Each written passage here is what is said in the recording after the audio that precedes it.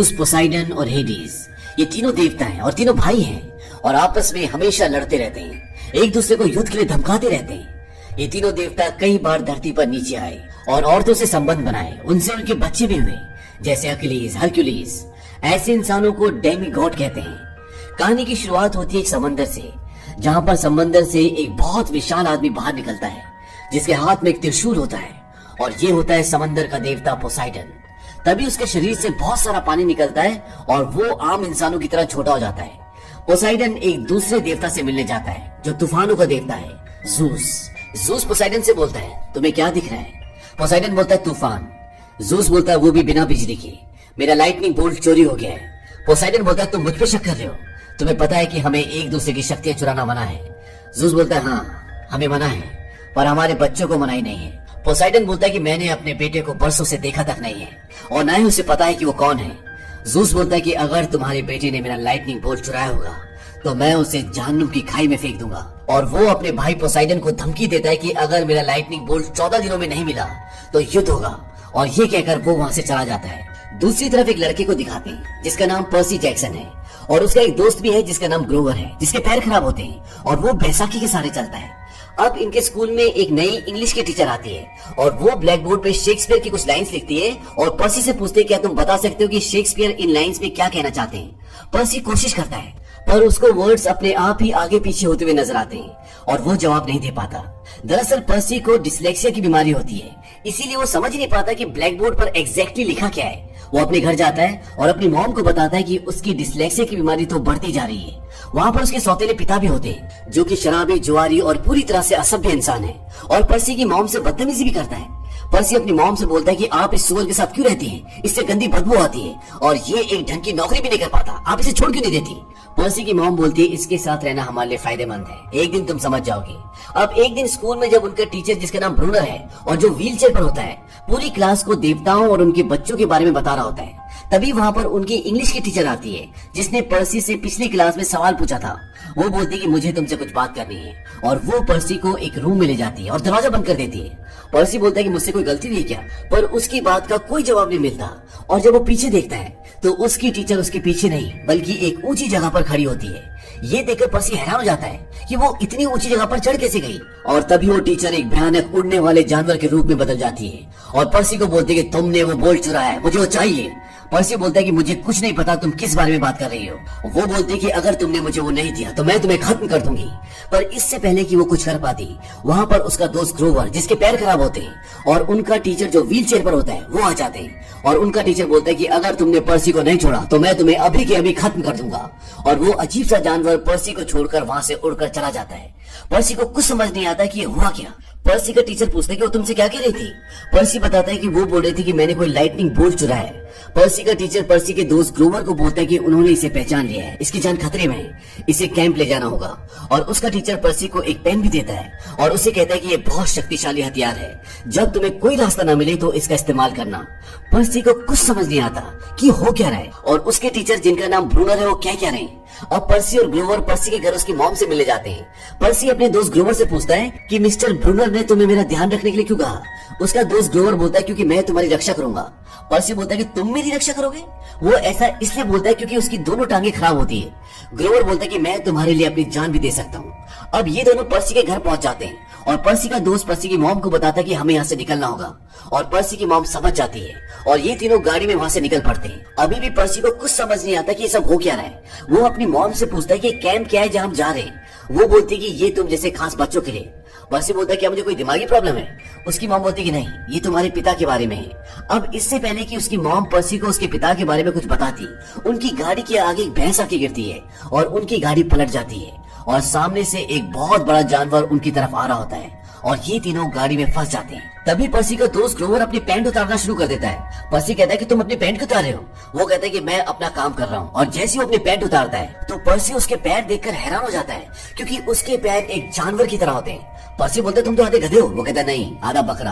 और वो अपने पैरों से दरवाजे पे जोर से लात मारता है और वो तीनों बाहर निकल जाते हैं। लेकिन अभी भी वो जानवर उनका पीछा कर रहा होता है और ये तीनों जंगल की तरफ भागते हैं। और ग्रोवर जो पहले बैसाखी के सहारे चल रहा था, अब वो बिना बैसाखी के सबसे तेज भाग रहा होता है। तभी सामने एक गेट आता है और पर्सी और उसका दोस्त ग्रोवर अंदर चले जाते हैं, लेकिन पर्सी की मॉम उसके अंदर नहीं जा पाती क्योंकि वहाँ पर एक सुरक्षा कवच होता है जो दिख नहीं रहा होता, और ये वही जगह होती है जहाँ इन सबको आना था। और वो जानवर वहाँ पहुँच जाता है और पर्सी की मॉम को उठा लेता है और एक तेज रोशनी होती है और उसकी मॉम गायब हो जाती है। ये देखकर पर्सी को बहुत गुस्सा आता है और वो सुरक्षा घेरे से बाहर आ जाता है और जो पेन उसके टीचर ने उसे दिया था वो उसका बटन दबाता है, क्योंकि उन्होंने कहा था कि जब भी तुम कहीं फंस जाओ तो इसका इस्तेमाल करना।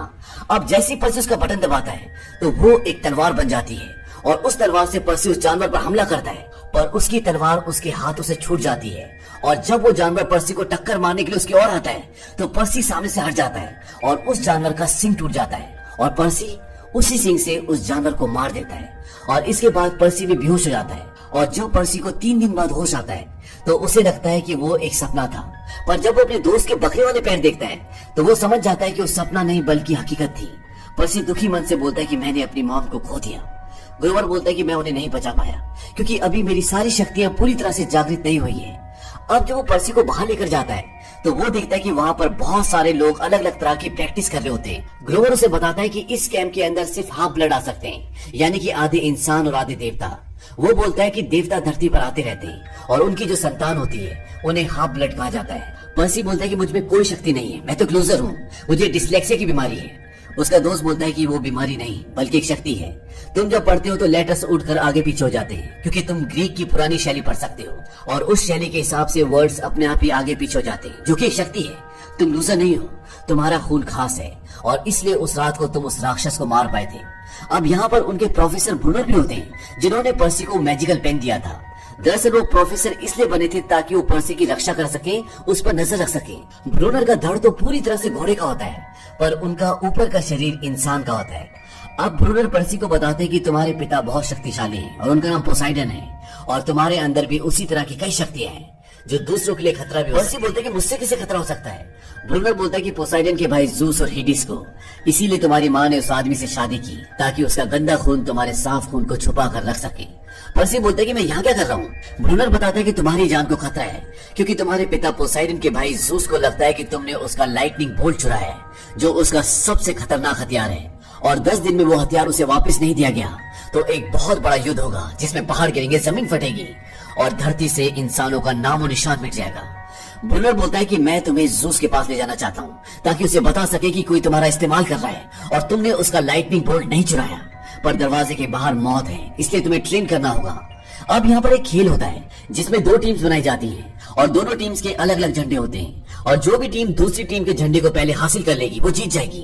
अब पर्सी की जो विरोधी टीम होती है उसमें एक लड़की होती है जो बहुत ही अच्छी योद्धा होती है और ये दिमाग की देवी एथीना की बेटी है और इसका नाम होता है एनाबेथ। अब जब पर्सी झंडे के पास पहुंच जाता है तो वहाँ पर एनाबेथ भी आ जाती है और इन दोनों के बीच में तलवार से लड़ाई होती है, जिस लड़ाई में एनाबेथ पर्सी को बुरी तरह से जख्मी कर देती है और वो गिर जाता है। तभी पर्सी के कान में एक आवाज आती है कि पानी के पास जाओ और ये आवाज होती है उसके पिता पोसाइडन की और जैसे पर्सी पानी में अपना हाथ लगाता है उसके सारे जख्म ठीक हो जाते हैं और उसके अंदर एक अजीब सी शक्ति आ जाती है और वो एनाबेथ को चंद ही पलों में हरा देता है और झंडा हासिल करके अपनी टीम को जिता देता है। अब उसी रात को वहाँ पर एक बहुत बड़ा आग की लपटों में जलता हुआ एक जीप प्रकट होता है। ये पोसाइडन का भाई हेडिस होता है। वो बोलता है पर्सी मुझे वो लाइटनिंग बोल्ट दे दो और अपनी मॉम को वापस ले लो। पर्सी सामने आता है और बोलता है मेरी मॉम मर चुकी है। वो बोलता है कि तुम्हारी मॉम जिंदा है और मेरे पास पाताल में है और वो पर्सी को उसकी मॉम की छवि दिखाता है और उसे कहता है कि अपनी मॉम को जिंदा देखना चाहते हो तो मेरे पास वो बोल्ट ले आना।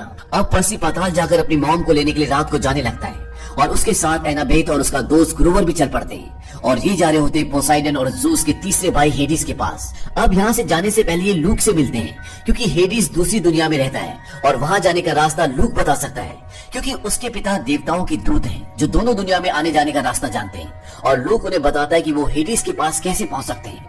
वो उन्हें एक मैप देता है और बोलता है कि वहां पहुंचने से पहले तुम्हें 3 मोती हासिल करने होंगे तभी तुम दूसरी दुनिया से वापस आ पाओगे और वो उन्हें मैप में दिखाता है कि पहला मोती कहाँ पर है और बोलता है कि जब तुम पहला मोती हासिल कर लोगे तो तुम्हें मैप में दूसरे मोती का रास्ता अपने आप ही दिख जाएगा। और वो पर्सी को एक जोड़ी उड़ने वाले जूते और एक ढाल भी देता है और कहता है कि ये तुम्हारी रक्षा करेंगे। अब ये तीनों उस जगह पहुंच जाते हैं जहां इन्हें पहला मोती मिलेगा। वहां पर बहुत सारे पत्थर के पुतले होते हैं और वहां पर उन्हें सोने के सिक्के भी मिलते हैं जिनमें से कुछ वो रख लेते हैं। अब जब ये सब तीनों अलग अलग मोती को ढूंढ रहे होते हैं तभी वहां पर ग्रोवर को एक पुतला दिखता है जो हूबहू उसके अंकल जैसा होता है और वो समझ जाता है कि ये उसके अंकल ही हैं। वहीं दूसरी तरफ एनाबेथ को एक औरत मिलती है जो बहुत डरी हुई होती है और वो बोलती है कि उस औरत ने मेरे पति को पुतला बना दिया, हमें यहाँ से भागना होगा। और जब वो वहाँ से भाग रहे होते हैं तो उनके सामने वो औरत आ जाती है जिसने यहाँ पर सबको पत्थर का पुतला बनाया होता है और जो भी इसकी आंखों में देखता है वो पत्थर का बन जाता है। और ये बात एनाबेथ को पता होती है और वो अपनी आंखें बंद कर लेती है, पर उसके साथ जो औरत होती है वो पत्थर की बन जाती है। अब पर्सी अपने दोस्त को बताता है कि हमें उसकी परछाई को देखकर उसे लड़ना होगा। अब पर्सी वहाँ पर पहुंच जाता है जहाँ पर एनाबेथ और वो औरत है और वो औरत पर्सी की आवाज सुन लेती है और वो एनाबेथ को वहीं पर छोड़कर पर्सी का पीछा करना शुरू कर देती है और वो पर्सी को पकड़ लेती है।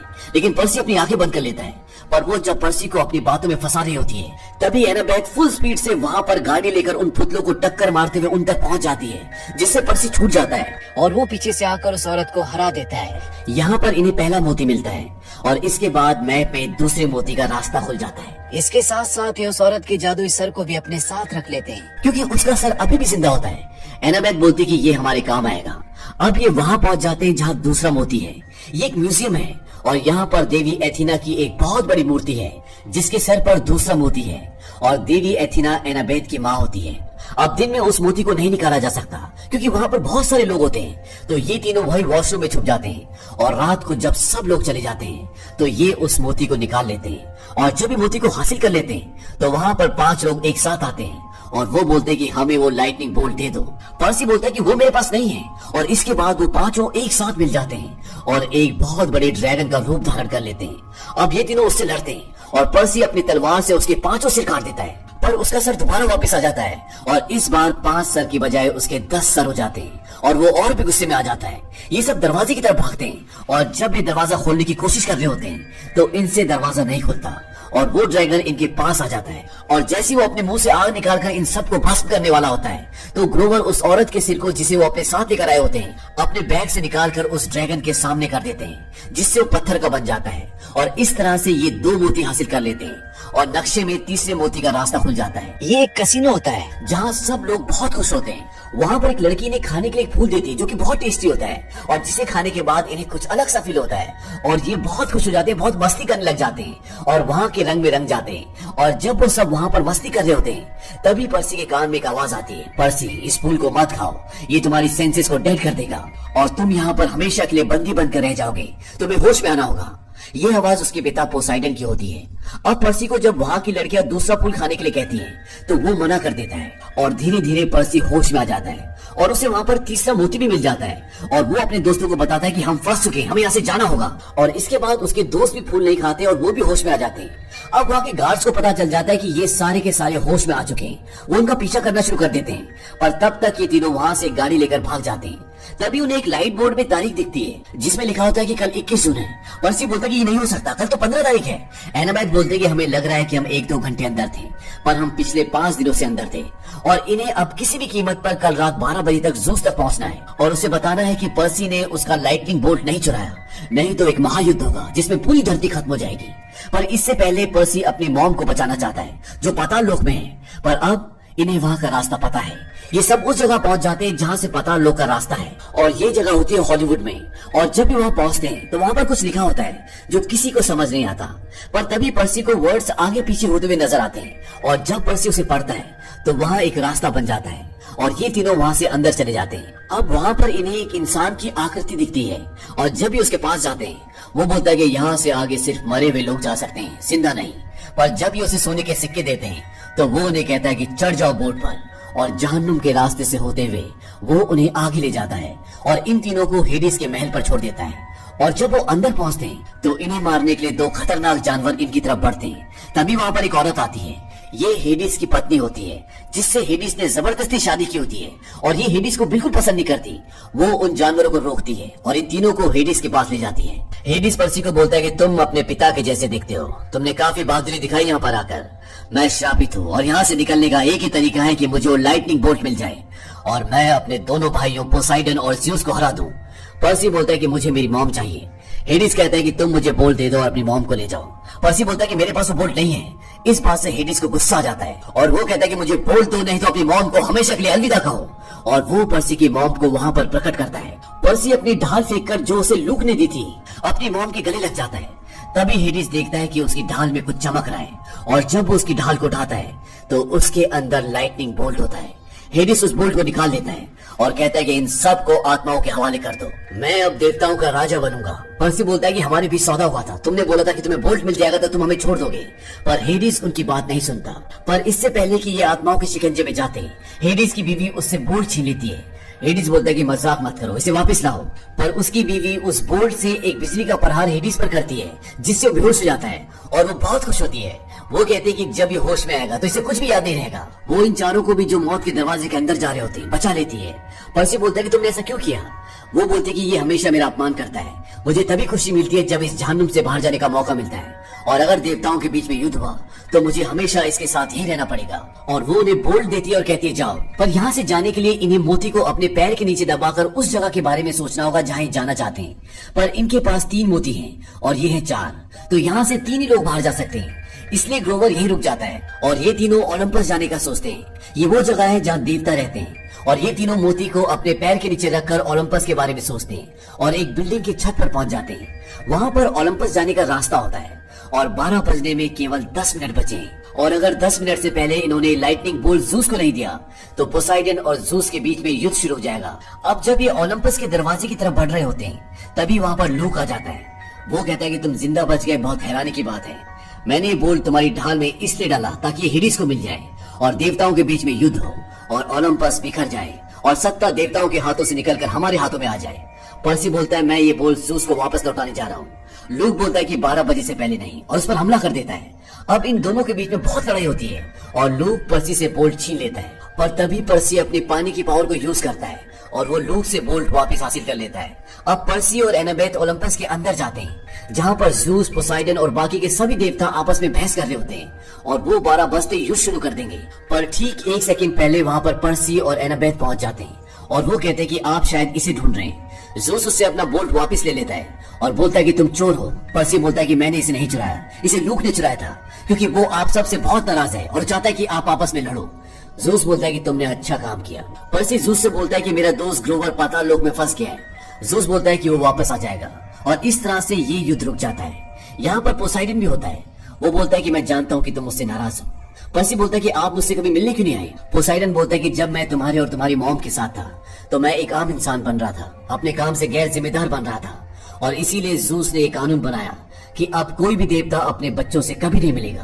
पर मेरी नजर हर वक्त तुम पर थी और मैं हमेशा तुम्हारी सोच में और तुम्हारे ख्वाबों में रहूंगा। मैं हर वक्त तुम्हारे पास था और रहूंगा। पर्सी कहता है कि हाँ, मैंने तुम्हें कई बार सुना है। और पर्सी इसके बाद उनसे अलविदा कहकर अपने कैंप पे वापस चला जाता है। पर कैंप के अंदर जाने से पहले वो अपनी मॉम से वादा लेता है कि तुम वापस उस आदमी के पास कभी नहीं जाओगी। उसकी मॉम कहते हैं कि वो हमारी जिंदगी से अब जा चुका है और यही तुम्हारी असली जगह है। जब पर्सी कैंप के अंदर जाता है तो वहाँ पर ग्रोवर भी होता है, क्योंकि जूस ने उसे पाताल लोक से निकाल लिया होता है। और पर्सी अब वापस कैंप में अपने जैसे लोगों के बीच में पहुंच चुका है, जो सभी के सभी हाफ ब्लड है, जो सभी देवताओं की संतान है। और पर्सी एक बार फिर अपना प्रशिक्षण शुरू कर देता है। इसके बाद 7 साल पहले की एक घटना दिखाई जाती है जहाँ पर 4 बच्चे कैंप की तरफ भाग रहे होते हैं, जहाँ सभी हाफ ब्लड रहते हैं। अब इन बच्चों के पीछे 2 बहुत बड़ी आकृति के राक्षस पड़े होते हैं जो इन चारों बच्चों को मारना चाहते हैं, और इन बच्चों के नाम होते हैं एनाबेथ, लूक, ग्रोवर और टालिया। और जब ये चारों बच्चे कैंप की गेट तक पहुंच जाते हैं तभी वहाँ दोनों शैतान इनका पीछा करते हुए पहुंच जाते हैं, और टालिया अपने तीनों दोस्तों को बचाने के लिए उन शैतानों का ध्यान अपनी तरफ आकर्षित करती है और वो अपने दोस्तों को बचा लेती है। लेकिन वो शैतान उसे पकड़ लेते हैं जिससे उसकी जान चली जाती है। लेकिन टालिया तूफानों के देवता जूस की बेटी है, इसलिए जूस उसे बचाने के लिए, उसे जिंदा रखने के लिए एक नया तरीका ढूंढते हैं। वो टालिया को एक पेड़ बना देते हैं और उस पेड़ की एक अदृश्य सुरक्षा दीवार होती है जिसके अंदर सिर्फ हाफ ब्लड जा सकते हैं। और जूस ऐसा इसलिए करते हैं ताकि कोई भी हाफ ब्लड बच्चा टालिया की तरह ना मर सके। अब कहानी प्रेजेंट में आती है और तीनों बच्चे बड़े हो चुके हैं और आज सभी हाफ ब्लड इस कैंप के अंदर बेखौफ घूमते, खेलते और अपना प्रशिक्षण लेते हैं, और ये सब उस सुरक्षा दीवार की वजह से है। अब इस कैंप के अंदर एक लड़का आ जाता है और उसे देखकर वहाँ के सारे टीचर्स हैरान हो जाते हैं, क्योंकि इस कैंप के अंदर हाफ ब्लड के अलावा कोई भी नहीं आ सकता। और टीचर्स आपस में बात करते हैं कि अगर ये कैंप के अंदर आया है तो शायद ये किसी देवता की संतान है। तभी वो लड़का उन्हें बताता है कि मेरे पिता का नाम पोसाइडन है। ये सुनने के बाद वहाँ पर पर्सी को बुलाया जाता है, क्योंकि पर्सी भी पोसाइडन का बेटा है। और जब पर्सी अपने भाई को देखता है तो वो शॉक्ड हो जाता है, क्योंकि उसकी एक ही आंख होती है और ऐसे लोगों को साइक्लोप्स कहा जाता है। और ये पूरी तरह से जंगली होता है, क्योंकि ये हमेशा जंगल में रहा वो पर्सी को बताता है कि मेरा नाम टाइसन है और मेरे पिता ने मुझे यहाँ भेजा है। इस बात से पर्सी हैरान हो जाता है क्योंकि देवता कभी भी अपने बच्चों से नहीं मिलते। उसका भाई उसे बताता है कि एक बार जंगल में मेरे सामने एक शेर आ गया और उसका पीछा करते हुए मैं यहाँ तक पहुँच गया। तभी वहाँ पर क्लैरिस आ जाती है जो कि युद्ध के देवता की बेटी होती है और वो टाइसन का मजाक उड़ाती है। टाइसन बोलता है मुझे सांड की बू आ रही है और तभी सबको भूकंप के झटके महसूस होते हैं और वो समझ जाते हैं कि सुरक्षा दीवार पर कोई अटैक कर रहा है और सारे बाहर की तरफ भागते हैं। तभी ग्रोवर बोलता है कि सुरक्षा दीवार के अंदर कोई नहीं आ सकता क्योंकि इसे तोड़ना आसान नहीं है। और जैसे वो बोलता है वैसे ही सुरक्षा दीवार टूट जाती है और सामने से एक सांड उनकी तरफ दौड़ता हुआ आता है और ये एक रोबोटिक सांड होता है। सारे बच्चे उस सांड को रोकने की कोशिश करते हैं लेकिन वो उसे कंट्रोल नहीं कर पाते क्योंकि वो बहुत ताकतवर होता है। और एक पल ऐसा आता है जब वो सांड क्लैरिस को मारने वाला होता है और क्लैरिस जो कि कुछ देर पहले टाइसन का मजाक उड़ा रही थी, टाइसन उसे बचाने के लिए उस सांड के सामने आ जाता है और क्लैरिस को बचा लेता है। लेकिन इसके बाद भी वहाँ सांड बहुत तबाही मचाता है और अब जब पर्सी उसे रोकने की कोशिश कर रहा होता है तो एक पल ऐसा आता है जब पर्सी को वो सांड मारने वाला होता है। लेकिन तभी पर्सी अपनी जेब से ब्रूनर का पेन निकालता है और सांड जब अपना मुंह खोलकर पर्सी को आग से जलाने वाला होता है, पर्सी अपना पेन उस सांड के मुंह के अंदर डाल देता है जो अंदर जाके एक तलवार बन जाती है और इस तरह से उस सांड का खात्मा हो जाता है। अब सांड के मरने के बाद सब उस सुरक्षा दीवार के पास जाते हैं और वो देखते हैं कि टालिया का पेड़ा मर रहा है। तभी पर्सी वहाँ पर आता है और वो बताता है कि लूक ने इसमें जहर डाला है जिसकी वजह से सुरक्षा दीवार अब बहुत कमजोर हो चुकी है और इसके अंदर अब कोई भी आ सकता है, इसे तोड़ा जा सकता है। और लूक ऐसा इसलिए कर रहा है ताकि डेमी टाइटन से उसके साथ मिल जाए। अब टालिया मर रही है इसलिए सारे लोग परेशान हैं क्योंकि अगर सुरक्षा कवच टूट गया तो यहाँ पर कोई भी सुरक्षित नहीं रह सकता। अब यहाँ पर पोसाइडन के बेटे के लिए एक भविष्यवाणी होती है जिसे जानने के लिए पर्सी ओरेकल्स के पास जाता है। ओरेकल्स वो होती है जो भविष्यवाणी करती है। ओरेकल उसे बताती है कि तुम्हें भविष्य जानने से पहले अतीत को जानना होगा। वो पर्सी को बताती है कि जब देवता भी नहीं थे तब दुनिया पर टाइटन्स का राज था और इन सब को क्रोनोस चलाता था जो कि एक बहुत बड़ा राक्षस था और वो इतना निर्दयी था कि वो अपने बच्चों को खा जाया करता। लेकिन उसके 3 बेटे जूस, पोसाइडन और हेडिस भाग निकले और उन्होंने क्रोनोस को मार दिया और उसके शरीर को टॉर्टरस की गहराई में दफना दिया। पर क्रोनोस फिर से वापस आएगा और दुनिया और ओलंपस के देवताओं से बदला लेगा और जूस, पोसाइडन और हेडिस में से किसी एक की संतान क्रोनोस को मार सकती है और वो संतान हमें बर्बाद भी कर सकती है और आबाद भी। और ये सब तब होगा जब पोसाइडन का बेटा और वो हाफ ब्लड जिसने लाइटनिंग बोल्ट चुराया था वो फ्लीस के लिए आपस में लड़ेंगे और लाइटनिंग बोल्ट लूक ने चुराया था। अब ये सारी बातें पर्सी ब्रूनर यानी कायरन को बताता है। वो बोलता है कि ये भविष्यवाणी तुम्हारे लिए है क्योंकि जूस, पोसाइडन और हेडिस इन तीनों के बच्चों में सिर्फ तुम ही जिंदा हो। पर्सी बोलता है ऐसा भी तो हो सकता है कि इन देवताओं के घर ओलंपस को मैं बचा ही। कायरन बोलता है हाँ ऐसा भी हो सकता है। अब वही एनाबेट टालिया के पेड़ को बचाने के लिए एक रास्ता ढूंढ लेती है कि गोल्डन फ्लीस टालिया के पेड़ को मरने से बचा सकता है और वो ये बात मिस्टर डी को बताती है कि गोल्डन फ्लीस किसी भी इंसान या चीज को ठीक कर सकता है, टालिया के पेड़ को भी। और एक बार टालिया का पेड़ ठीक हो जाए उसके बाद सुरक्षा कवच भी अपने आप ही ठीक हो जाएगा। मिस्टर डी बोलते हैं कि जो भी फ्लीस के पीछे गए हैं वो कभी वापस नहीं लौटा क्योंकि वो राक्षसों के समंदर में है जिसे इंसान बर्मुडा ट्रायंगल कहते हैं और वो एक ऐसी जगह है जिससे हर कोई डरता है। और मिस्टर डी एनाबेथ और ग्रोवर को मना कर देते हैं कि तुम वहाँ नहीं जाओगे। पर मिस्टर डी बाद में सबके सामने ऐलान करते हैं कि टालिया को बचाने का एक ही तरीका है और वो है फ्लीस। वो कहते हैं कि हमें टालिया के पेड़ को बचाने के लिए फ्लीस को हासिल करना होगा। दरअसल मिस्टर डी सबको ये दिखाना चाहते हैं कि ये आइडिया उनका है और वो युद्ध के देवता की बेटी क्लैरिस को फ्लीस लाने की जिम्मेदारी देते हैं। पर्सी क्लैरिस को बोलता है कि लोग भी फ्लीस के पीछे जा रहा है पर क्लैरिस उसकी बात नहीं सुनती और उसका मजाक उड़ाती है और वो अपने साथी के साथ फ्लीस को लेने के लिए निकल पड़ती है। लेकिन पर्सी, एनाबेथ और ग्रोवर भी फ्लीस को लेने के लिए निकल पड़ते हैं क्योंकि ओरेकल ने भविष्यवाणी की थी कि या तो पर्सी देवताओं के घर ओलंपस को बचा पाएगा या वो उसे नहीं बचा पाएगा। इसीलिए वो ओलंपस को बचाने के लिए अपने साथियों के साथ निकल पड़ता है और जब वो जा रहे होते हैं तो टाइसन भी उनके साथ आ जाता है। हालांकि एनाबेथ नहीं चाहती कि टाइसन उनके साथ जाए पर ग्रोवर के कहने पर वो टाइसन को अपने साथ ले जाते हैं। अब वो कैंप से बाहर निकलते हैं और एनाबेथ एक सीटी बजाती है और वहाँ पर एक उड़ती हुई कार आती है।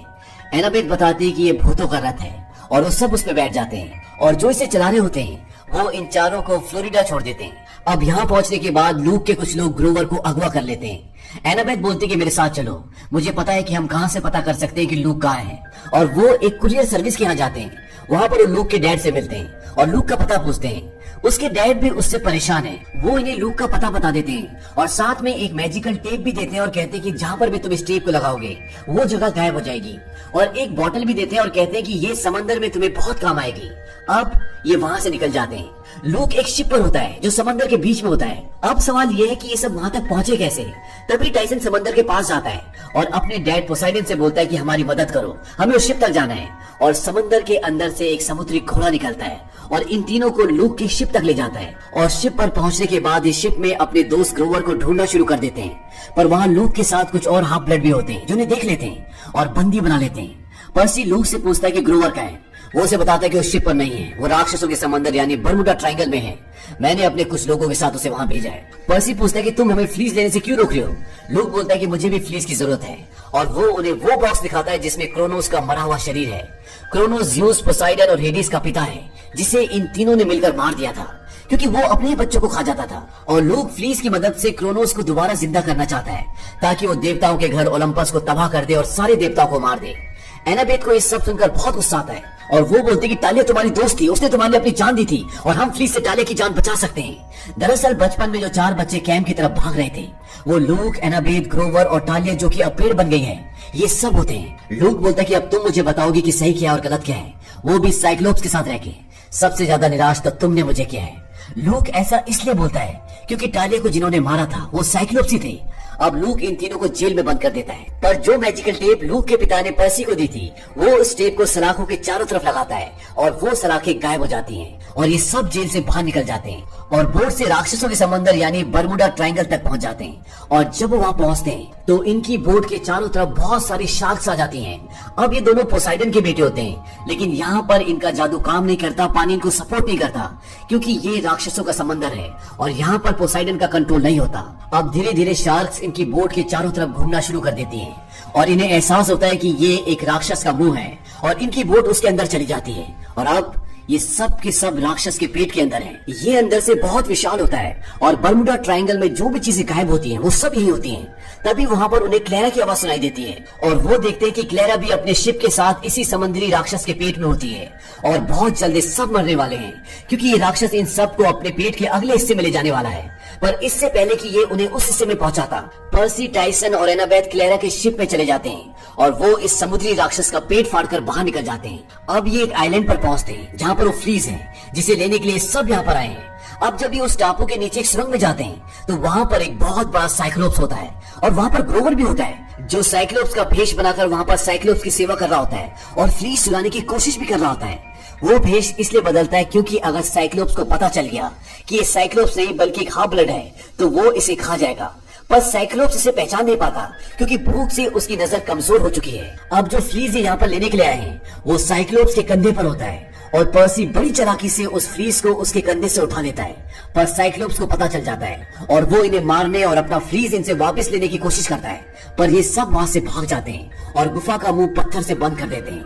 पर जब ये बाहर निकलते हैं तो वहां पर लूक अपने साथियों के साथ आ जाता है। लूक पर्सी को बोलता है कि मैं इस फ्लीस को लेना चाहूंगा। पर्सी बोलता है लेकिन तुम ले नहीं पाओगे और लूक एरो गन से उस पर फायर करता है।